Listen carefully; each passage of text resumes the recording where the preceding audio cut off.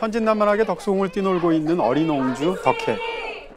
아무리 돈독이 올랐다 하지만 팔게 없어 나라를 팔아먹다니. 니놈들의 이름은 역사에 남을 것이다. 아빠, 마마! 저 좀 숨겨주셔요. 격동의 대한제국 황실가. 덕혜는 예순의 고종에게 찾아온 눈에 넣어도 안 아플 만큼 귀한 늦둥이였죠. 무엄한 놈, 길을 열어라. 무엄한 놈, 길을 열어라. 하지만 얼마 되지 않아서 예기치 않은 비극이 닥치고 말았습니다. 아빠, 마마, 이것 좀 보세요. 제가 그린 그림이 옵니다.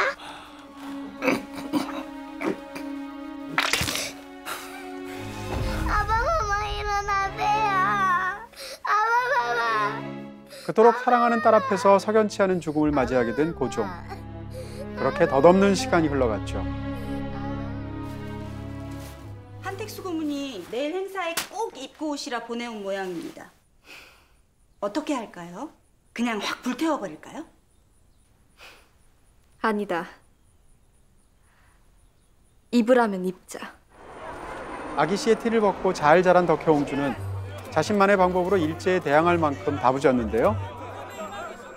홍준이, 이게 뭐 하는 짓입니까? 예쁘지 않소? 설마 대한제국 황녀인 내게 기모노를 입으라 보낸 것이오. 어리지만 황녀로서 자존심을 지키는 덕혜를 보며 일본의 충신이 된 변절자 한택수는 위험을 감지했고 곧 술수를 모색하게 됩니다. 일본 유학은 제가 준비하겠습니다. 이미 전례가 있던지라 덕혜의 어머니 양귀인은 강력하게 반대했지만 어떤 힘도 내비칠 수 없었던 조정. 거절하실 경우 조선 왕가의 존립 자체가 흔들린다는 것만 알아두십시오.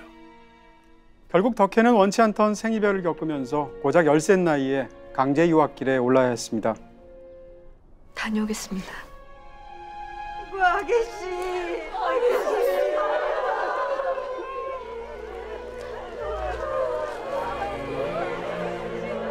그렇게 기약 없는 귀환에 순응하면서 지내길 몇 년.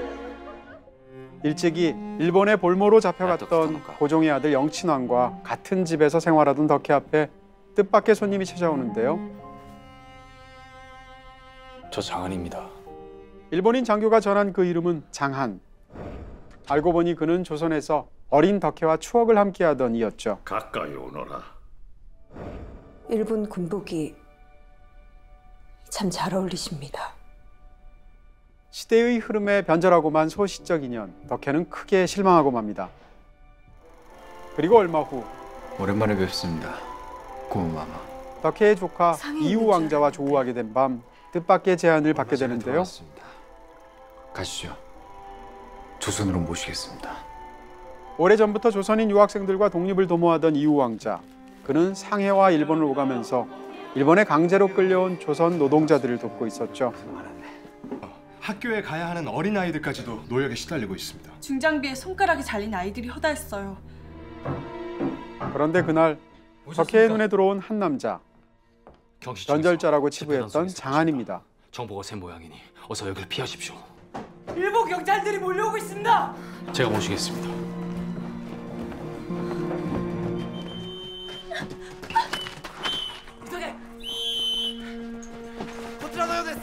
그렇게 장한에 대한 오해를 풀고 함께한 시간. 공주님, 영친왕 전하를 상해로 망명시킬 계획입니다. 함께 하시죠.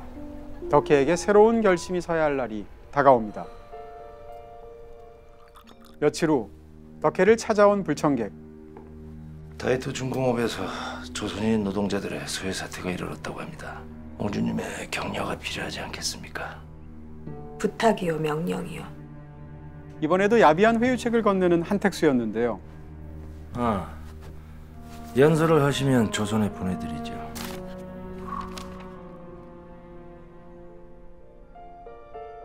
덕혜는 또 한 번 치욕을 감내하기로 하죠. 大日本帝国のために我が朝鮮の国民も大変名誉なことだと思っております。 하지만 이토록 무력하게 민중들에게 아무런 힘이 되어주지 못하는 황렬한이 더는 연설을 이어갈 수 없었습니다. 여러분, 얼마나 고되고 힘드십니까? 그러나 잊지 마십시오. 우리에겐 돌아갈 고향이 있습니다. 빼앗긴 들에도 봄은 옵니다. 조선의 마지막 황녀 옹주가 또 한 번 눈물을 삼킵니다. 이틀 전에 3.1절이었잖아요. 네. 진짜 시기가 시기였던 만큼 더 가슴이 좀 먹먹해지는 그런 영화였는데요. 조선의 황실의 마지막 그 사람들이 실제로 저렇게 위험 있는 사람들이 아니었잖아요. 실제 뭐 덕혜옹주나 영친왕이나 이런 인물들은 독립운동하고 별로 관계가 없었단 말이에요. 어떻게 생각하면 마지막 위험을 그들이 지켜주었으면, 그들이 독립운동까지 함께 해주었으면 하는 사람들의 간절한 마음들이 있었을 거 아니에요. 그게 픽션 형태로 투사가 돼 있거든요. 그러니까 뒤집어서 얘기하면 그러지 못했던 조선 황실의 마지막 사람들에 대한 아쉬움 같은 것이 남아 있잖아요. 사실 이 영화 이전까지는 이제 허진호 이꼴 멜로라고 해도 과언이 아닐 정도로 허진호 감독하면 그 멜로라는 장르에서 두각을 보여냈었던 분인데 왜 이 역사 드라마를 선택했을지에 대한 좀 이유가 궁금해지더라고요.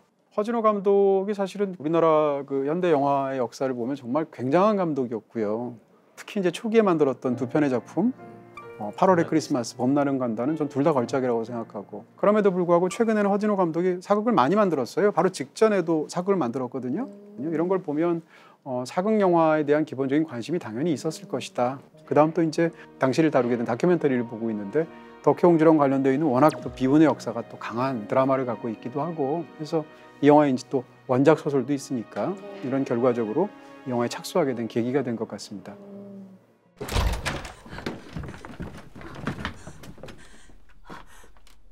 들대게!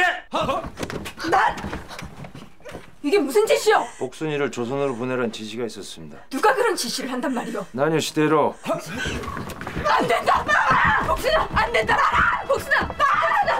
비켜라! 그는 누가 그사를 막는 것이냐? 복순아! 그만하시오! 복순아! 복순아! 어서 가거라! 내가 가라고 하지 않느냐? 명령이다. 내 말을 듣지 않을 셈이냐? 제가 약속 하나 드리죠. 앞으로 옹주님께서는 조선 땅 밟을 일 없으실 겁니다.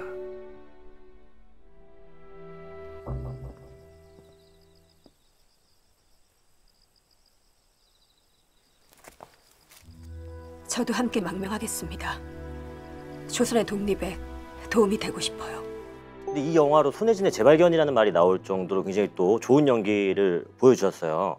뒷모습에도 그 사람의 마음이라던가 심리가 다 보이는구나, 이런 거를 손예진 씨의 그 뒷모습 연기를 보면서 굉장히 많이 느꼈어요. 저는 이 영화에서 제일 좋아하는 장면 중에 하나가 조선에 가야겠다라고 생각해서 이제 짐을 막 싸고 있는데 장안이 와서 어머니가 돌아가셨다는 걸 알려주는 장면이 있어요. 옹주님, 양교인께서 돌아가셨습니다. 그 순간 잠깐 멈춰요. 덕혜옹주잖아요. 자기 어떤 그 위험이 있잖아요. 그 상황에서 몇 초를 버티는 거죠. 그 몇 초간의 시차가 덕혜옹주라는 생각이 드는 거예요. 그게 그 사람의 위험이라고 생각이 들거든요. 사실 이제 멜로 영화를 가장 잘 소화하는 그런 배우로 유명하잖아요. 근데 이 영화에서는 정말 뭐라고 그럴까요? 손예진 씨가 기품이 있어서 좋거든요, 저는. 어떻게 생각하면 이 배역이 요구하는 그런 폼이라든지 이런 것들을 그대로 다 채워난 그런 연기라는 측면에서 굉장히 훌륭한 연기를 했다고 생각합니다. 여기 동경 공예당에서 열리는 이번 기원전 행사에 우리의 탑키트들이 모두 참석할 것이다. 폭탄이 터진 오후 1시를 작전 개시 시각으로 삼는다. 조선 왕족의 빈자리를 가장 빨리 알아챌 사람은 한택수입니다. 추격을 지연시키기 위해서라도 그 자는 반드시 제거해야 합니다. 반드시 성공하시길 빌겠습니다. 대한독립 만세! 만세!